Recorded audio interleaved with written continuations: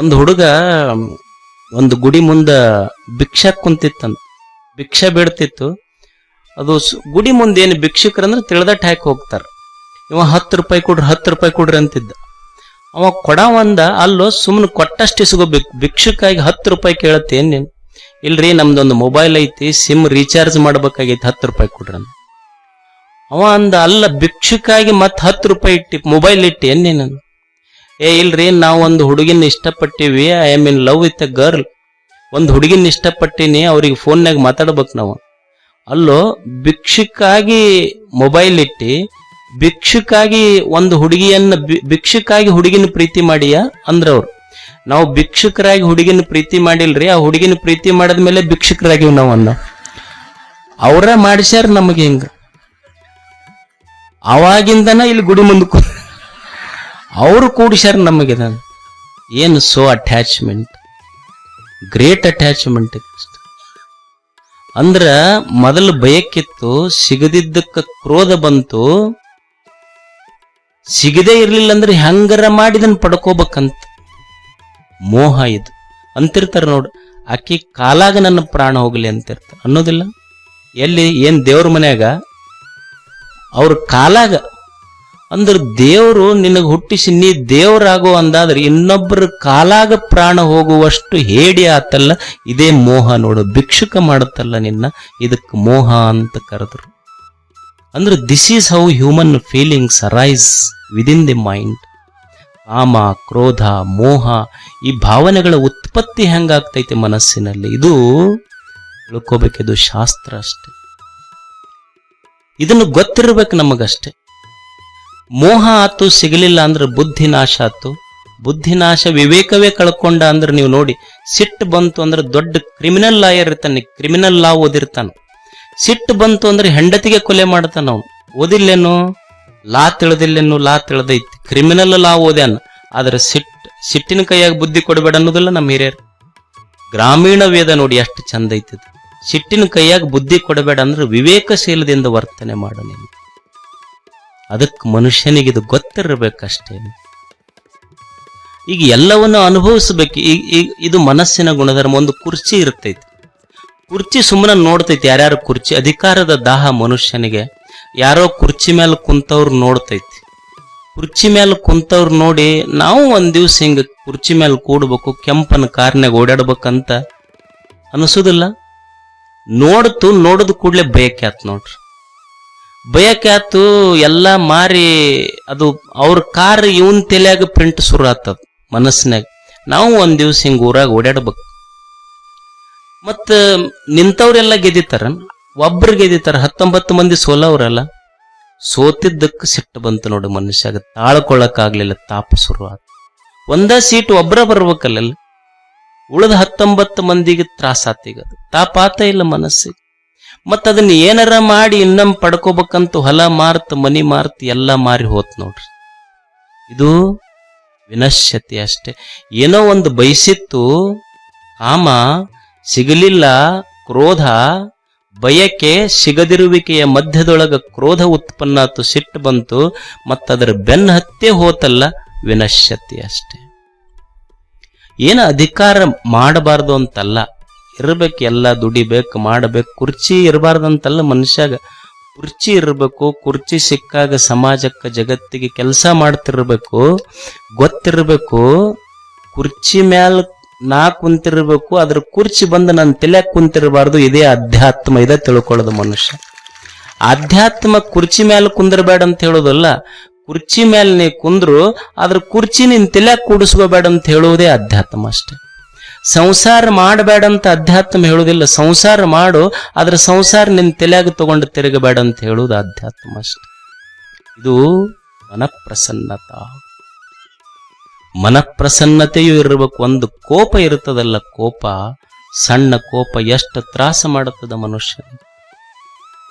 ಇತಿಹಾಸದಲ್ಲಿ ಒಂದು ಅದ್ಭುತ ಘಟನೆ ನಡೀತು, ನೀವೆಲ್ಲ ಇದನ್ನು ಕೇಳಲೇಬೇಕು. ಅಂದ್ರೆ ಒಂದು ಸಣ್ಣ just breathe of an anger, ಒಂದು ಸಣ್ಣ ಕೋಪ ಎಷ್ಟು ಕೆಲಸ ಮಾಡುತ್ತು, ಎಷ್ಟು ಹೀನಾಯವಾಗಿ ಬದುಕು ಕಟ್ಟಿಕೊಡ್ತೈತಿ ಅಂದ್ರ, ನೀವು ಇತಿಹಾಸದಲ್ಲಿ ಒಂದು ಘಟನೆ, it is very interesting story. ಶಂಕರಾಚಾರ್ಯರಿದ್ರು,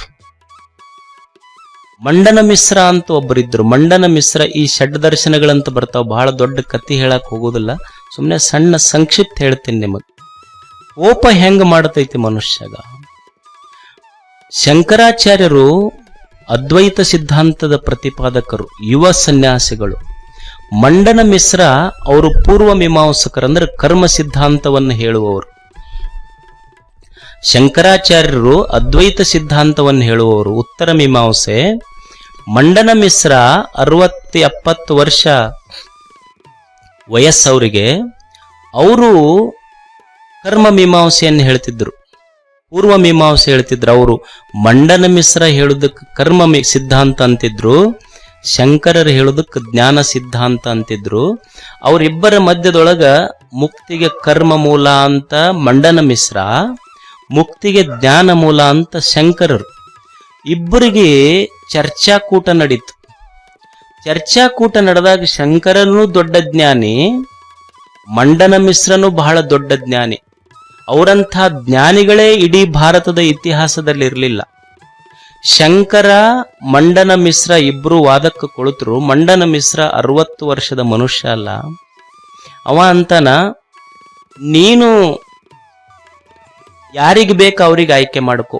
ಈ ಮ್ಯಾಚ್ ನಡೆದಿರ್ತೈತಿ, ಚರ್ಚಾಕೂಟ ನಡೀತಂದ್ರೆ ಸೋಲ್ ಯಾರಿಗಾತು ಗೆಲುವ ಯಾರಿಗಾತು ಅಂತ ಹೇಳಕ್ ಒಬ್ರು ಅಂಪೈರ್ ಬೇಕಲ್ಲ. ಇವ್ರಿಬ್ರು ಚರ್ಚಾಕೂಟ ಇತ್ತಲ್ಲ, ಇದಕ್ಕೆ ಮೊದಲ ಕಂಡೀಷನ್ ಏನು ಅಂದ್ರ, ಶಂಕರ ಸನ್ಯಾಸಿ, ಮಂಡನ ಮಿಶ್ರ ಸಂಸಾರಿ, ಅವನ ಹೆಂಡತಿ ಹೆಸರು ಉಭಯ ಭಾರತಿ. ಶಂಕರರು ಸನ್ಯಾಸಿಗಳು, ಮಂಡನ ಮಿಶ್ರ ಸಂಸಾರಿ. ಇವರಿಬ್ಬರ ಒಂದು ಚರ್ಚಾಕೂಟ ನಡೀತಲ್ಲ, ನಿರ್ಣಯ ಕಂಡೀಷನ್ ಏನು ಅಂದ್ರ, ಶಂಕರರು ಈ ಚರ್ಚಾಕೂಟದೊಳಗೆ ಸೋತ್ರು ಅಂದ್ರ ಸನ್ಯಾಸಿಯಾದ ಶಂಕರ ಗೃಹಸ್ಥ ಮದುವೆ ಮಾಡ್ಕೋಬೇಕು. ಅಕಸ್ಮಾತ್ ಮಂಡನ ಮಿಶ್ರ ಸೋತ್ನು ಅಂದ್ರ ಅವ ಗೆದ್ರ, ಮಂಡನ ಮಿಶ್ರ ಅಕಸ್ಮಾತ್ ಸೋತ್ನು ಅಂದ್ರ ಸಂಸಾರ ತ್ಯಾಗ ಮಾಡಿ ಅವ ಸನ್ಯಾಸಿ ಆಗ್ಬೇಕು. ಶಂಕರರು ಸೋತ್ರು ಅಂದ್ರ ಮದುವೆ ಮಾಡಿಕೊಂಡು ಗೃಹಸ್ಥರಾಗಬೇಕು. ಸಂಸಾರಿಯಾದಂಥ ಮಂಡನ ಮಿಶ್ರ ಸೋತ ಅಂದ್ರ ಅವ ಸಂಸಾರ ತ್ಯಾಗ ಮಾಡಿ ಸನ್ಯಾಸಿ ಆಗಬೇಕು. ಮಂಡನ ಮಿಶ್ರ ಹೇಳ್ದ, ನಾವಿಬ್ರು ಜ್ಞಾನಿಗಳದೀವಿ, ರೆಫ್ರಿಗೆ, ಅಂಪೈರ್ಗ, ನಿರ್ಣಾಯಕರಿಗೆ ನೀನ ಆಯ್ಕೆ ಮಾಡ್ಕೊ ಅಂತ. ನಿಮಗ ಆಶ್ಚರ್ಯ ಅನಿಸ್ಬಹುದು, ಶಂಕರ ಯಾರನ್ನ ಆಯ್ಕೆ ಮಾಡ್ಕೊಂತಾನ ಅಂದ್ರ ಮಂಡನ ಮಿಶ್ರನ ಹೆಂಡತಿಯಾದಂತ ಉಭಯ ಭಾರತಿ ಇದಕ್ಕೆ ಅಂಪೈರ್ ಆದ್ಲಿ.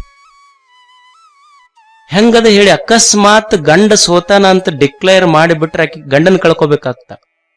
ಅಕಸ್ಮಾತ್ ಶಂಕರನ ಪರವಾಗಿ ಮಾಡಿದ್ರೆ ಈಕಿ ಭೇದ ಮಾಡ್ಯಾಳ, ಒನ್ ಸೈಡೆಡ್ ಅಂಪೈರಿಂಗ್ ಅಂತ ಅಪವಾದ ಬರ್ತೈತಿ ಲೋಕದೊಳಗ. ಇಬ್ಬರಿಗೆ ಚರ್ಚೆ ನಡೀತು. ಉಭಯ ಭಾರತಿ ನೋಡಿ ಆಕಿ ಹೆಸರು. ಈ ಕಡೆ ಸಿಂಹಾಸನದ ಮೇಲೆ ಶಂಕರ ಕುಂತ, ಈ ಕಡೆ ಸಿಂಹಾಸನದ ಮೇಲೆ ಮಂಡನ ಮಿಶ್ರ ಕುಳಿತರು. ಉಭಯ ಭಾರತಿ ಇಬ್ಬರು ಕೊರಳೊಳಗೆ ಒಂದೊಂದು ಸರ ಹಾಕ್ಸಿ ಚರ್ಚಾಕೂಟ ಶುರುವಾತು. ಈ ಕಡೆ ಶಂಕರ, ಈ ಕಡೆ ಮಂಡನ ಮಿಶ್ರ. ದೊಡ್ಡ ಪಂಡಿತರ ಸಭೆ ನಡೀತಿತ್ತು. ಪಂಡಿತರೆಲ್ಲ ಕುಳಿತಿದ್ರು ದೊಡ್ಡ ಸಭೆಯೊಳಗೆ. ಏನು ಶಂಕರ 10 ಶ್ಲೋಕಗಳನ್ನು ಹೇಳ್ತಿದ್ದ, ಮಂಡನ ಮಿಶ್ರ 10 ಶ್ಲೋಕ ಹೇಳ. ಇವ 10 ಶ್ಲೋಕ ಹೇಳಿದ್ರೆ ಇವ 20 ಶ್ಲೋಕಗಳು ಹೇಳ. 1 ತಾಸು, 2 ತಾಸು, 3 ತಾಸು, 4 ತಾಸು ಆತು. ಪಂಡಿತರಿಗೆ ದಿಕ್ಕ ತಪ್ಪುತ್ತು. ಯಾಕಂದ್ರೆ ಇಡೀ ಭಾರತದಲ್ಲಿಯೇ ಇವರಿಬ್ಬರಷ್ಟು ದೊಡ್ಡ ಜ್ಞಾನಿಗಳು ಪಂಡಿತರಾಗಿನ ಕಾಲಕ್ಕೆ ಯಾರೂ ಇರಲಿಲ್ಲ. ಇಷ್ಟು ಚರ್ಚಾ ತುರ್ಸಕ್ ಹೋತಲ್ಲ, ಪಂಡಿತರು ಬರೇ ತೆಲಿಗೆ ತೂಗುತ್ತಿದ್ರು. ಇವ 10 ಹೇಳಿದ್ರೆ ಇವ 20 ಶ್ಲೋಕ, ಇವ 20 ಹೇಳಿದ್ರೆ ಇವ 30 ಶ್ಲೋಕ ಹೇಳ್ತಿದ್ರು. ಹಿಂಗೆ ಹೇಳು ಹೊತ್ನ್ಯಾಗ ಉಭಯ ಭಾರತಿ ಸ್ಟಾಪ್ ಅಂದ್ಲಕ್ಕಿ. ಗಂಡಗೆ ಹೇಳ್ತಾಳೋ ಮಂಡನ ಮಿಶ್ರಾಗ, ನೀನು ಸೋತೆ ಈ ಚರ್ಚಾಕೂಟದಲ್ಲಿ ಅಂತ. ಎಲ್ಲರಿಗೆ ಆಶ್ಚರ್ಯ ಆಯ್ತು. ಅಲ್ಲ, ಪಂಡಿತರಿಗೆ ಏನ್ ಇವ 10 ಹೇಳಿದ್ರೆ ಇವ 20 ಶ್ಲೋಕ ಹೇಳ್ತಾನ, ಇವ 20 ಹೇಳಿದ್ರೆ ಅವ 20 ಶ್ಲೋಕ ಹೇಳ್ತಾನ, ನೀ ಸೋತೆ ಅಂತ ಹೆಂಗ್ ಡಿಕ್ಲೇರ್ ಮಾಡ್ದಿ ನನಗಂತ ಮಂಡನ ಮಿಶ್ರ ಗಂಡ ಕೇಳ್ತಾನೆ ಹೆಂಡತಿಗೆ. ಅವಾಗ ಉಭಯ ಭಾರತಿ ಆಕೆ ಹೆಸರು. ಉಭಯ ಭಾರತಿ ಅಂದ್ರ ಆಕೆಗೆ ಎರಡೂ ಗೊತ್ತಿತ್ತು. ಪೂರ್ವ ಮೀಮಾಂಸೆನೂ ಗೊತ್ತಿತ್ತು, ಉತ್ತರ ಮೀಮಾಂಸೆ ಎರಡರಲ್ಲಿಯೂ ಬಲ್ಲಿದಳಾಗಿದ್ಲ ಆಕೆ.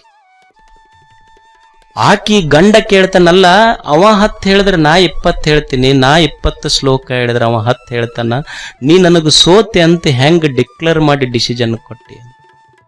ಅವಾಗ ಉಭಯ ಭಾರತಿ ಎಷ್ಟು ಆಕೆಯ ಮತಿ ಸೂಕ್ಷ್ಮ. ಜ್ಞಾನ ಅಂದ್ರೆ ಇದಕ್ಕಂತಾರ. ಆಕೆ ಹೇಳ್ತಾಳ ನೋಡು, ನಿಮಗಿಬ್ಬರಿಗೆ ಚರ್ಚಾ ಕೂಟಕ್ಕೆ ಕೂಡಿಸುವುದಕ್ಕೆ ಮುಂಚೆ ಇಬ್ಬರು ಕೊರಳೊಳಗೆ, ನಿನ್ನ ಕೊರಳಾಗ ಒಂದು ಸರ, ಅವನು ಕೊರಳಾಗ ಒಂದು ಸರ ಹಾಕಿದ್ದೆ.